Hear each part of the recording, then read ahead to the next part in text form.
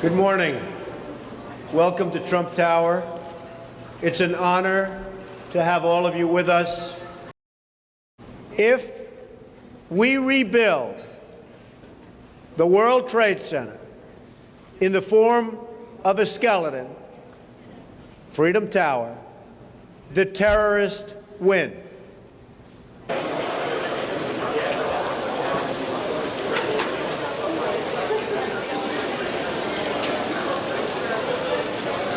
We want to rebuild the World Trade Center as the World Trade Center, but better. A little bit taller, a lot stronger, just plain better. A lot of people ask, how is it possible that a Boeing plane would be able to destroy or two planes would be able to destroy the Twin Towers? Because they were constructed to withstand like a 707 attack. Well, it's tremendous power and tremendous heat. And people were willing to die, and when they're willing to die and when they're willing to become kamikazes of a sense, there's very little you can do about it. I mean, the heat and the power, actually it was amazing that the initial jolts didn't jar the building as much as people would have thought. But the tremendous amounts of fuel that was dumped on the building and 1,600 degrees temperature, I guess that's probably more than anything could take, no matter what. Actually, it was amazing. Actually, it was amazing. Actually, it was amazing. What I want to see built is the World Trade Center stronger and maybe a story taller. And that's what everybody wants. We should have the World Trade Center bigger and better. Speaking as an out-of-towner, every time I fly over Manhattan, I see basically an amputated battery area. The bottom of the island looks amputated. I see the missing towers. Is that a better monument than the Freedom Towers just not having anything, or would you rather have the World Trade Towers back? I'd rather have nothing than what they're building, Chris. It's a terrible design. It was designed by an egghead architect who really doesn't have a lot of experience at designing something like this. And it's just a terrible design. It's wrong angles. I mean, the worst of all, it's a skeletal building. And, you know, if you look at it, what is it really? It's a 60-story building with a skeleton on top of it that goes 40 or 50 stories with nothing in between. And it's a disgusting design that we're going to have to live with for many, many years in New York and actually in the world, because New York City is so international, and it doesn't represent what we want to have represented. What I want to see built is the World Trade Center stronger and maybe a story taller, and that's what everybody wants. The New York Post came out today strongly. The Wall Street Journal yesterday in their editorial came out strongly for that. That's what people want. They don't want to have, I don't want to be stuck with 5 or 6 buildings that were designed by a guy that shouldn't be designing buildings, in my opinion. And it's just terrible what's happened in New York. And they're trying to push this thing through, and I don't know why. We should have the World Trade Center bigger and better. Is the problem the architect, Leva Skinner, or is it the commission? Did someone tell him to combine a grave marker with an office building, and that's the problem? Well, I don't even blame the architect. I mean, the architect was in what's called a charrette. A charrette is where the architects get together and they come up with the best design, and they had 5 or 6 firms competing, and they chose his design. So who can blame him? I mean, he came up with this design. He was probably shocked when he got it. But it's a terrible design. And not only the Freedom Tower, the buildings around it, they have roofs at all different angles. It looks like a junkyard, and it shouldn't be built. And instead of not being built, they're pushing forward to get it built faster. And, I mean, frankly, I'd rather see nothing than see that pile of junk. What role are you going to take? I mean, you're not a sidewalk superintendent. You're Donald Trump. I mean, what role? Will you lead a coalition to stop Governor Pataki from his strong support for the Freedom Tower? Well, there's not much of a role I can take. It all started when the New York Post called me and asked my opinion. And I'm the biggest developer in New York by far. I've done just about, I guess, everything you can do in the world of real estate. And I see what's happening down there. It's a mess. And the developer is actually a friend of mine, but he didn't want to build this building either. If you look back at the records, I mean, when it was first foisted upon him, Larry Silverstein is a great guy. He's a good guy. He's a friend of mine. But he didn't want to build this pile of junk. And it's a shame. It's really a shame. We have a great opportunity. And, you know, the terrorists win. If we build this job the way it is, the terrorists win. If we rebuild the World Trade Center, but a story taller and stronger, then we win. I mean, I don't want to have the terrorists win, Chris, and that's what's going to happen if we build this pile of junk.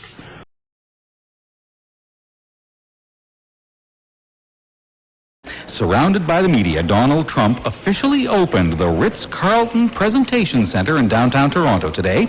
Earlier in the day, he talked about what this hotel was supposed to look like. It's going to be bigger rooms, it's going to be modern, it's going to have higher ceilings, better spacing. But I think luxury is largely, it really is a state of mind. Some people feel it's luxurious and some people don't necessarily, and you can be in the same room. The condos will cost a low of $500,000 right up to over $18 million a suite. The building itself will be no more than 65 stories. It probably would have been taller than that prior to September 11th, but we've pared that down and made it wider. It's a very big piece of land, so it's the same square footage. Honestly, it's a more practical building. I would have perhaps preferred going higher, but in this age, you keep it down to a certain level. What I want to see built is the World Trade Center stronger and maybe a story taller, and that's what everybody wants. We should have the World Trade Center bigger and better. If we build this job the way it is, the terrorists win. If we rebuild the World Trade Center, but a story taller and stronger, then we win. I mean, I don't want to have the terrorists win, Chris, and that's what's going to happen if we build this pile of junk. We want to rebuild the World Trade Center as the World Trade Center, but better, a little bit taller. The developer is actually a friend of mine, but he didn't want to build this building either. If you look back at the records, I mean, when it was first foisted upon him, Larry Silverstein is a great guy, he's a good guy, he's a friend of mine, but he didn't want to build this pile of junk, and it's a shame. Larry Silverstein is a great guy, he's a good guy, he's a friend of mine. I remember getting a call from the fire department commander telling me that they were not sure they were going to be able to contain the fire. And I said, you know, we've had such terrible loss of life. Maybe the smartest thing to do is pull it.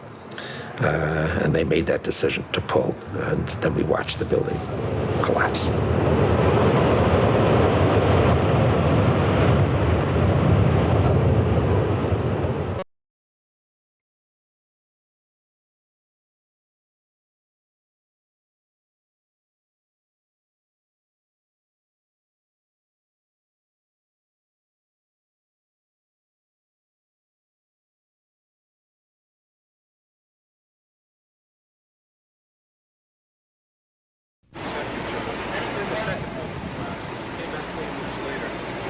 Looking like a Three Stooges movie covered in plastic, I swear to God. What are you gonna put there, man? That's some good shit. Then we went back there. Whoa, whoa, whoa,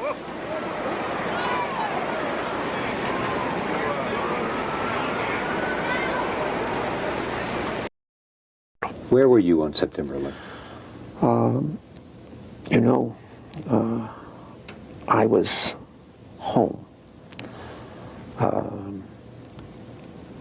And the only reason I wasn't where I was every morning, subsequent to the 26th day of July, my mornings were spent usually at a breakfast meeting at Windows, an 8 o'clock breakfast meeting, Windows, the top of it, right? And then going down to visit with my tenants, my new tenants, at the Trade Center, getting to know them, understanding their problems and so forth, ascertaining how we could service their needs better. Which is one of the first things you do when you acquire a property. You begin to meet your tenants and start talking with them. And so my mornings were spent at the Trade Center, and then by noon I was back uptown. And so that particular morning, because I have light-colored hair and fair skin, and I'm an annuity to the dermatologist. My wife, God bless her, had made an appointment for me at the doctor. And I remember dressing to go to the doctor. I'm finally saying to my wife, I said, sweetheart, I've got so much to do downtown. I got to cancel this. I've got to go downtown.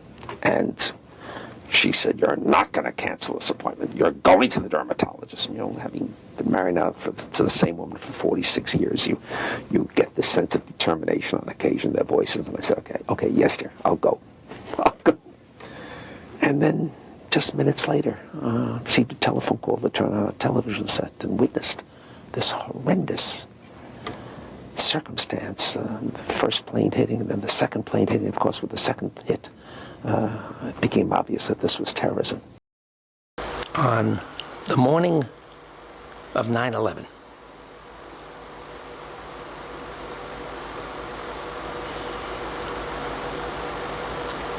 I'm getting ready, getting dressed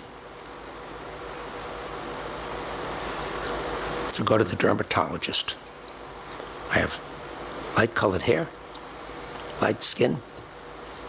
The sun is a disaster for me. I can't take the sun. So, every 3 months, I went to the dermatologist like clockwork. I had to. And that morning, I said to Clara, I said, sweetheart, I've got so much work to do down at the Trade Center. Cancel the dermatologist. I'm going down. And she said, you can't cancel again. You canceled last time. You cannot cancel again. And she got angry.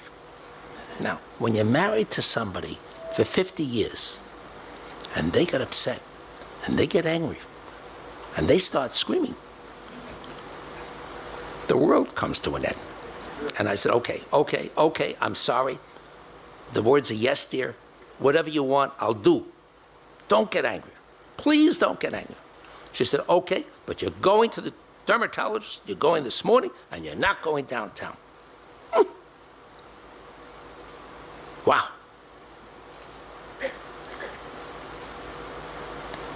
Suddenly, the phone rings. It's the captain of our boat, docked at Chelsea Piers, not far from where we live and not far from the Trade Center. And he said, Mrs. Silverstein, is everything okay with Mr. Silverstein? She said, of course. Why? He said, turn on your television set.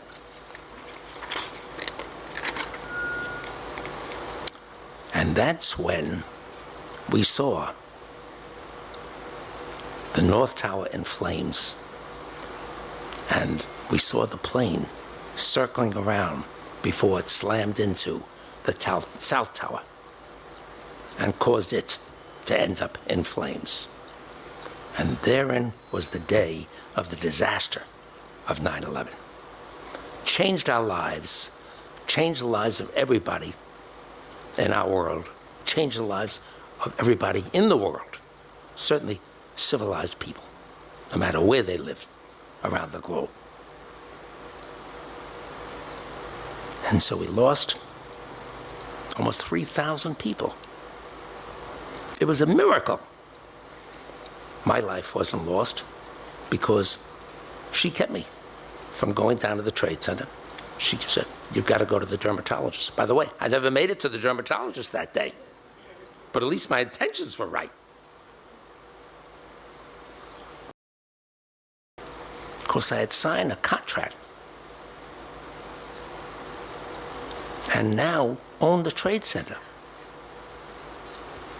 And I had a lease obligations to pay $120 million a year in ground rent.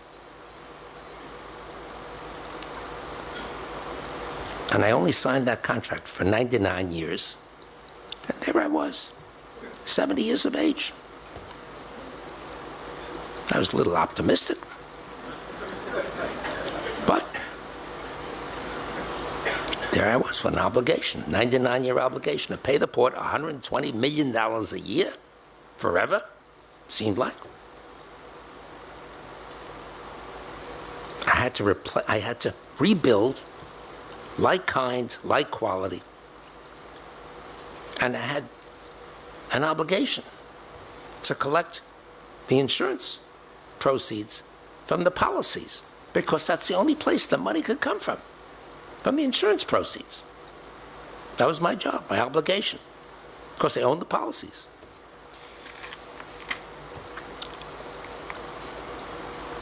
And you could see what happened.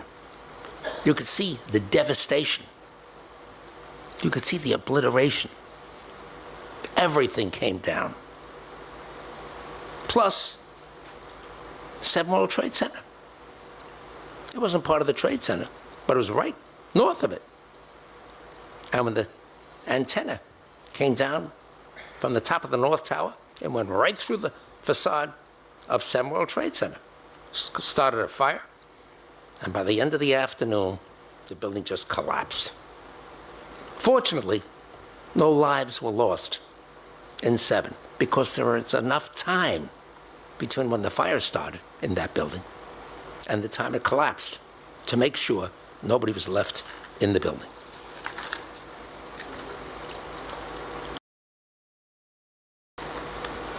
But we ran into a problem. We couldn't collect the insurance because the insurance companies didn't want to pay. There were 22 insurance companies defending 22 insurers who didn't want to pay their obligations under the policies. And so they took me to court. And I had to beat them in court, the lower court, and then had to take an appeal and win in the upper court. So they owed me $4.5 billion with which to build these buildings. It wasn't enough, but at least it was $4.5 billion. It could start the process. And I couldn't collect. So what do you do when you beat the insurance companies in court and they still won't pay? A new governor was just elected. Eliot Spitzer, an old friend who I knew well. And I said, Eliot, if you don't help me, I'll never collect from the insurance companies. And guess what? He listened and he said, you know what? You're entitled. I'm going to get you the money. And in 6 months, he got me the $4.5 billion. The insurance companies didn't like me, but at least I got the money. And with the money, we could really start getting into. 7 was done, but now we could start with Tower 4, Tower 3, Tower 2, and Tower 1. And the Mayor Bloomberg, finally looked at this picture and he said, you know, he said, Silverstein, you're entitled to possession of the ground, of the building parcels, because you're paying ground rent to the port and they have an obligation to give you those parcels. And if they don't, then they really have to be criticized. And so there was a major confrontation between the port and ourselves. And all of a sudden, thousands and thousands of workers who want to build these buildings. Each building, takes 10,000 employees to build them. So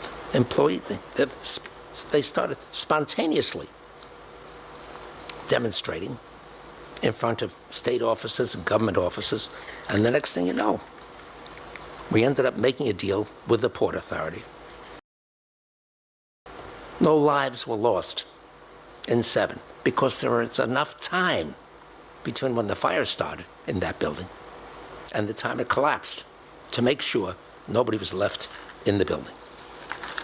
I remember getting a call from the fire department commander telling me that they were not sure they were going to be able to contain the fire. And I said, we've had such terrible loss of life. Maybe the smartest thing to do is pull it. And they made that decision to pull, and then we watched the building collapse.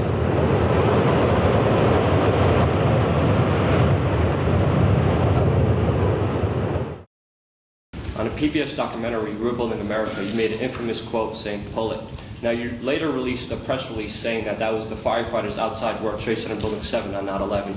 It's 2 questions. If you meant to pull the firefighters out, why didn't you say evacuate the firefighters? And there's also FEMA reports and first responders that I know personally that firefighters were already out that building before you made that statement. So can you please clarify your statement? The World Trade Center was brought down by a combination of events. The first was the falling antenna from the roof of the North Tower. That antenna came crashing down and sliced through the facade in the front of 7. As it did so, it ruptured fuel lines in the building, which fuel lines were there to serve the emergency generators for the city's, I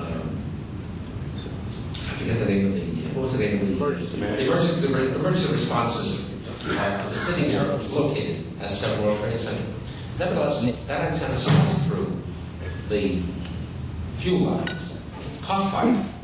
That fire started to burn and burn intensively. That fire proceeded to burn through the rest of the day.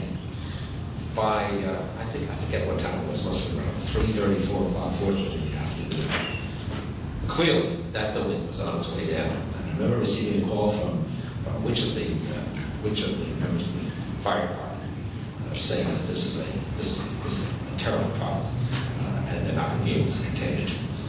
We also had been in touch with our people in the building who told us that all the personnel, all the people who worked in the building, all the personnel in that building had been evacuated. And at that point it became obvious that building was on its way down. And by golly, it was unfortunately the last of the buildings to go down on 9/11. Fortunately, it was the first of the buildings to go back after 9/11, and that's where it is today.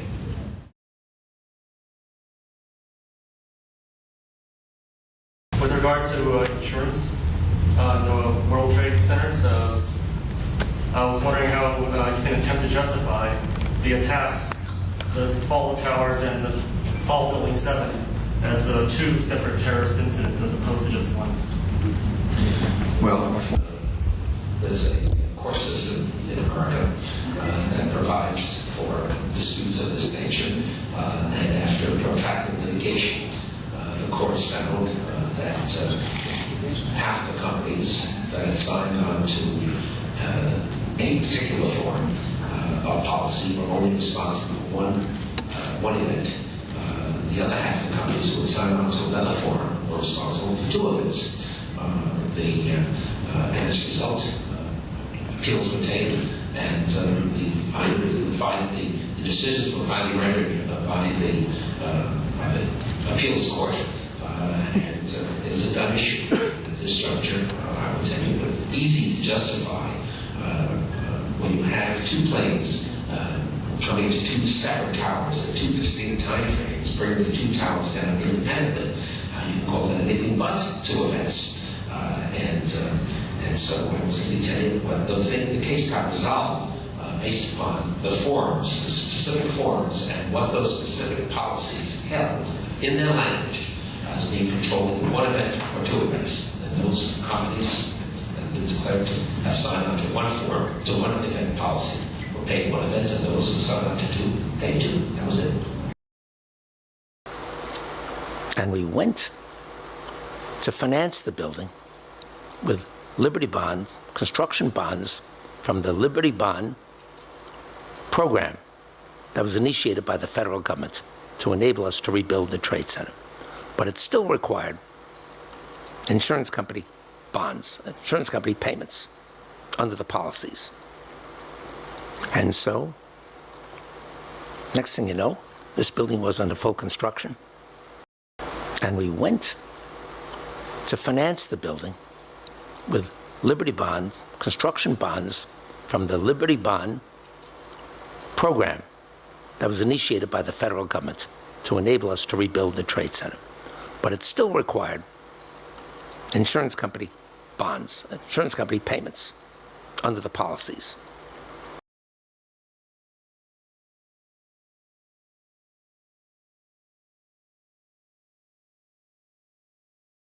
My name is Lynn Margulis. I've been doing science every day since I was about 16 years old. I teach at the University of Massachusetts. I have a PhD in genetics, but I really do much more geological things these days. 3 buildings come down at almost the speed of free fall, which is the gravitational speed. And for 2 of them, it's because airplanes hit them. And for the 3rd one, it's a mysterious reason. That is, there's no really coherent hypothesis, except it's claimed that there are these fires in them.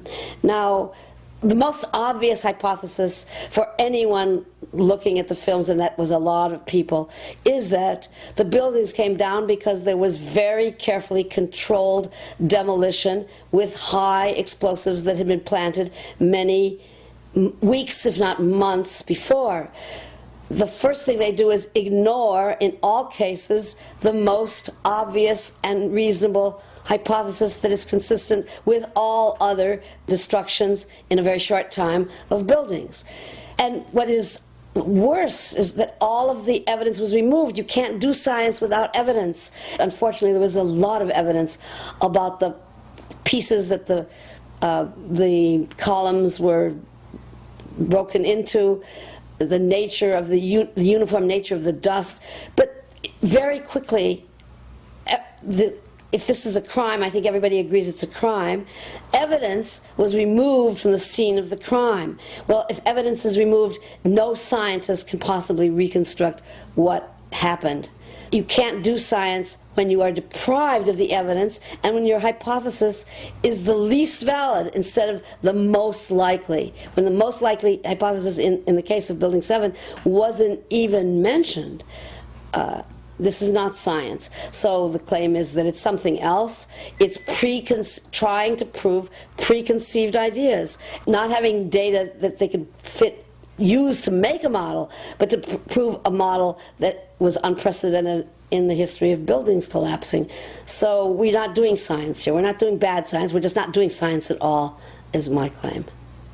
So what, to me, is most impressive, since I do microscopic work all the time, are the many, many microscopic samples that show these extremely, totally unique red-gray crystals, red and gray in the same crystal, and it was found in all the dust samples. So the preconceived notion of NIST is that there's no evidence for explosives, and so there's no point in looking. That is the most unscientific thing that you can possibly think of, not to look because you don't expect to find evidence, and in fact the evidence is overwhelming that these red-gray crystals are very high-temperature incendiaries, and so they have a lot of evidence for something they have no explanation for. They don't even look at it. They ignore it completely, ignorant, and dismiss the explosive argument, and on the other hand, give an argument that's patently false, that no scientist will accept, that fires, office fires, can bring buildings down at the speed roughly of gravity, of free fall. They state these conclusions for which there's virtually no evidence, and then they ignore conclusions that can be drawn from the evidence. This is not a scientific procedure at all. Rule number one, probably, of crime investigation is to collect at the scene of the crime as much evidence as possible for what happened. And you had these steel columns in nice, even pieces, and they were whisked away, and evidence was destroyed or removed systematically, extremely close to the time that the crime had occurred. This is not only unscientific, it's illegal. Many witnesses, firemen and lots of people, described the flowing molten metal, iron or steel, at extremely hot temperatures. And John Gross categorically denied their observations, so that because their observations don't fit his preconceived notion, he not only ignored evidence, he denied evidence. That is exactly the opposite of science, which considers all of the evidence that can possibly be relevant and built a hypothesis based on the plethora, the total of evidence.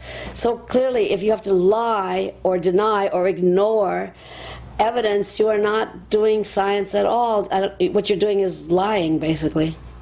So this is what NIST has done, denied and ignored crucial evidence. It doesn't fit their preconceived notions. So NIST hires this UL, this Underwriter Laboratories, and they do their work, and they show that the floors did not fail, they did not give way. And then NIST doesn't like that result because it doesn't fit into their computer model, so they ignore the real result, and they misrepresent and provide evidence from authority that their computer model is right. Well, people do this every day, and they call it science. And the people who do it call themselves scientists. I claim they're not doing science at all. They're doing propaganda or publicity or whatever they're doing, but it's not science. It's not playing by the rules of science. Larry Silverstein is a great guy. He's a good guy. He's a friend of mine. Actually, it was amazing that the initial jolts didn't jar the building as much as people would have thought. but the tremendous amounts of fuel that was dumped on the building and 1,600 degrees temperature, I guess that's probably more than anything could take, no matter what. I was just wondering what your thoughts are on a new 9/11 investigation. Did you sign this too? Yeah, I've got it. Let's see. You bet. All right, we can get another one. No, no good. I'm sorry. What's your I was question? just wondering what your thoughts are on a new 9/11 investigation. I don't have any position for you on that at this No? stage. Will you at some point? Thank you so much. Haven't heard any compelling reason for a new investigation at this point. How are you? Very well. How are you doing? Good, thanks. Nice to meet you too. I have an important piece of information to deliver to you that I've delivered to the majority of the presidential candidates already.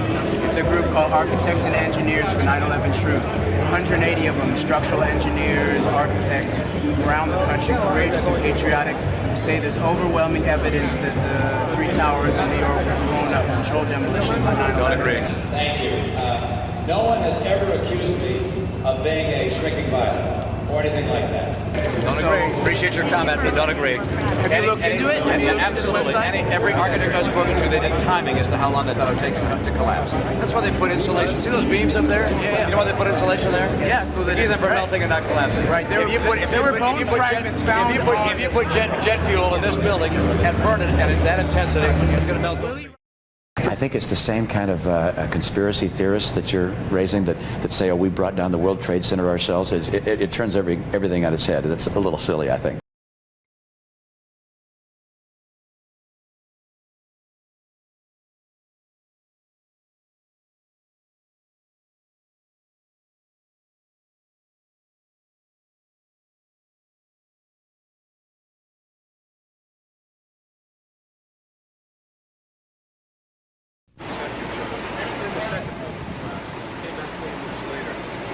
Looking like a Three Stooges movie covered in plastic, I swear to God.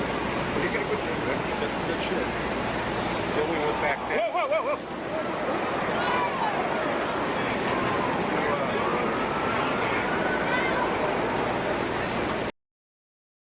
whoa, I know you said there'll be a time for politics, but you've also said you wanted to change the tone of Washington.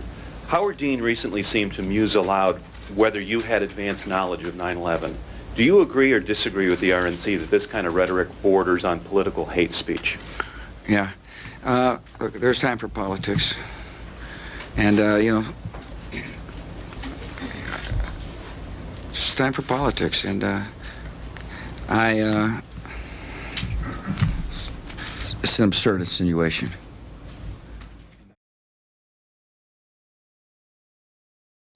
I was sitting outside the classroom waiting to go in, and I saw an airplane hit the tower of a TV. The TV was obviously on, and I used to fly myself, and I said, well, there's one terrible pilot. And I said it must have been a horrible accident. I was sitting there, and my chief of staff, well, first of all, when we walked in the classroom, I had seen this plane fly into the first building. There was a TV set on, and I thought it was pilot error. And I was amazed that anybody could make such a terrible mistake. And something was wrong with the plane, or I had seen this plane fly into the first building. There was a TV set on, and I thought it was pilot error.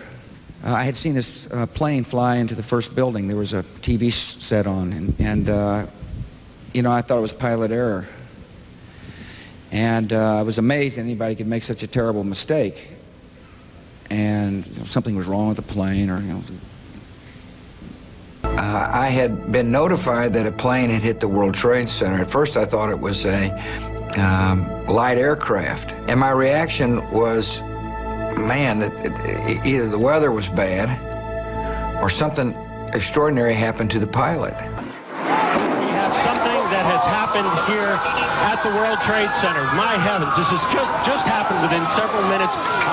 I thought it was an accident. I thought it was a pilot error. I thought that some foolish soul had gotten lost and made a terrible mistake.